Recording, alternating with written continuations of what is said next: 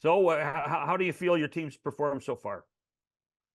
Well, it's mixed in a 6-game win streak, now an 8-game losing streak, and then one here, and then lost two again. So it's I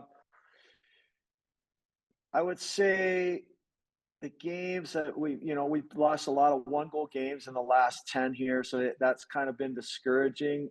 We've found ways to lose games, and so it's I think it's been frustrating, especially for the coaching staff when you're so close.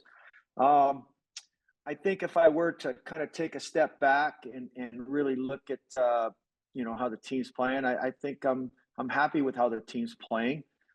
Certainly, there's a lot of learning to be done. We have a lot of young players. I think Greg and I kind of went through this the other day. We've got 8 players that are 22 and younger, and Yeah. so that's playing a little bit of a part into it. But I would say at other times our veterans, it hasn't been our youth that's been causing, the games to be lost. It's been some of our veteran play that hasn't helped us to win, or they've cost us, uh, goals that at crucial times that cost games. So Does it it's been doesn't a help combination of a lot of things. doesn't help when guys like Alex Killorn, you've invested a lot of money in, misses the first 10 games either, right?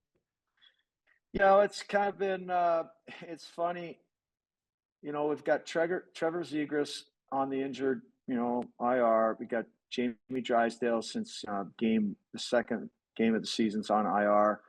Killorn, you look at him as well. Broken finger, probably 4 days into camp. He's missed all of training camp, and then add 6 weeks onto it. These guys have missed camp, and it's been basically it's been tough, in the sense that when you miss training camp, it's hard to ramp up fast and be able to catch up to the speed of the game when guys have been going for a good solid 6 weeks to 2 months. Pat, in-season performance, you touched on the roller coaster can change expectations, but if you would go back to the start of the season, how close are you to what you expected? Well, I think as I looked into the year, being realistic, if we were 500, I'd be very happy. And we've kind of lost, like I said, we've run through a little bit of a string, but there's going to be times during this year where it's going to flip again. We're close. We're close to turning the corner to winning these games, but unfortunately, it's not an easy league, and there's a lot of teams right now are starting, when you look around the league, there's a lot of teams that are 500. So you have to show up each and every night and you have to put your best game on the ice or you're not going to win. The challenge of the rebuild, or I don't know what you want to call it, what you're going through in Anaheim, called for a change in coach. I did not know much about Greg Cronin. In fact, I listened to Darren's interview that he did on his show with Greg and became enamored with the guy. This guy he's got a magnetic personality. What did you see in Greg Cronin in your talks over the summer that said this guy was going to be a leader for our club? Well, I think when we sat down and talked, the first interview went for 6 hours and the second one went for 7 hours. He's a very smart man, very, very dedicated, very competitive. But I think what struck me the most, what I was looking for, I was looking for a coach that, I knew we were going to have a young team in some certain areas. And I was looking for a coach that could really, that had come from a development background. And so for the last 5 years, that's what Greg Cronin has done.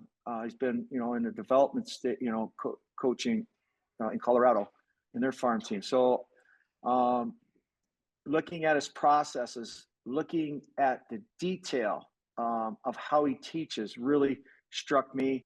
And I thought, if I was a player, put in my shoes, I'd be excited to play for him. He's a honest guy.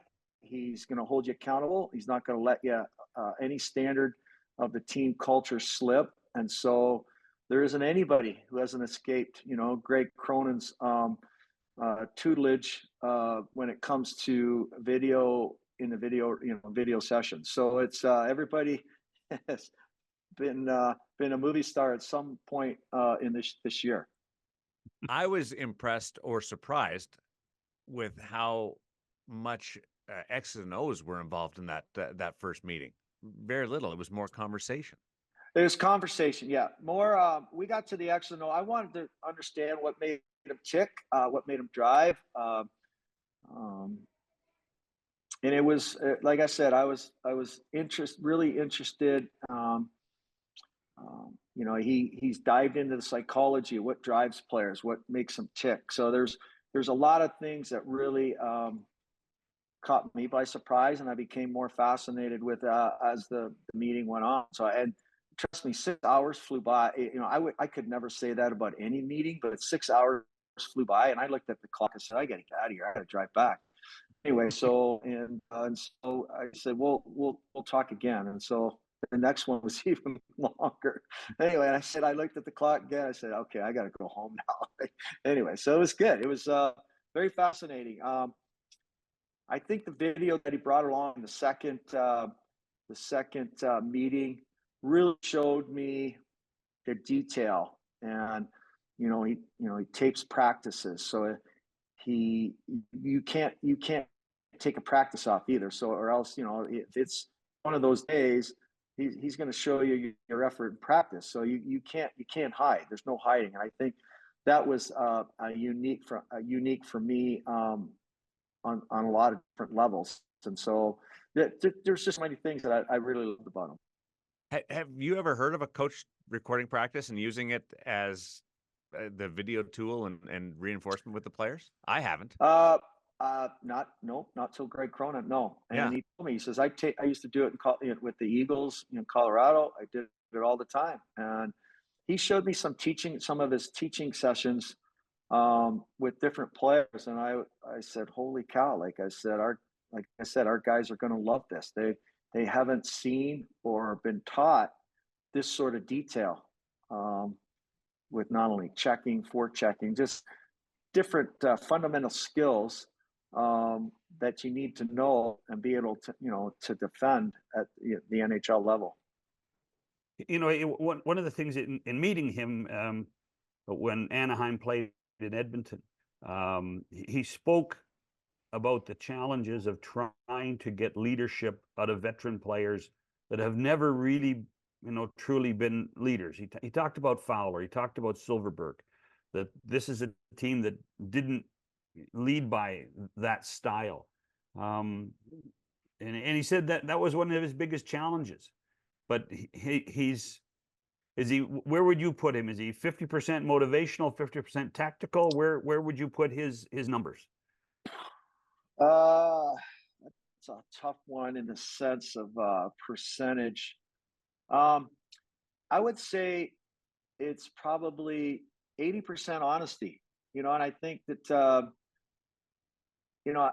as a player, yeah, sometimes you don't like to be critiqued, but he's honest, and he's honest in front of the whole group, with not only leadership, but your play, your players, and your role in, on the team. So I think when everybody kind of get over that and, you're kind of in it together, I think that's where he, gets his motivation, he gets his honesty, his accountability. And, there's other times where he can be a hard ass.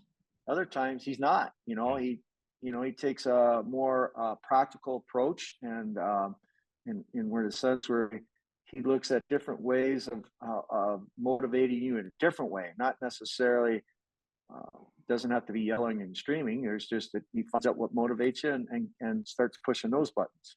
How would you define now after your 2 long sessions in the interview process?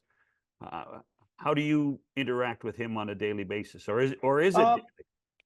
Yeah, it's I would say it's pretty daily. I mean, I'm not here at the rink all the time. I'm I got other things going on. So when there's times when I watch practice, there's times when obviously I'm watching all of our games, interact with them after. I think the biggest thing is, after a loss, and and you always go through the process of what went wrong and all of that sort of thing. But I think I think we got a really good relationship. I think we think the game the same way. I love his competitiveness. I love his hard work. He's a hard worker, which I love and I'm looking for. And so we're always pushing to get better and always looking from that aspect. And I think that as far as the wins and losses, it's not where we would like to be, but I think it's the whole relationship and how we're going about turning the ship around is going in a good direction.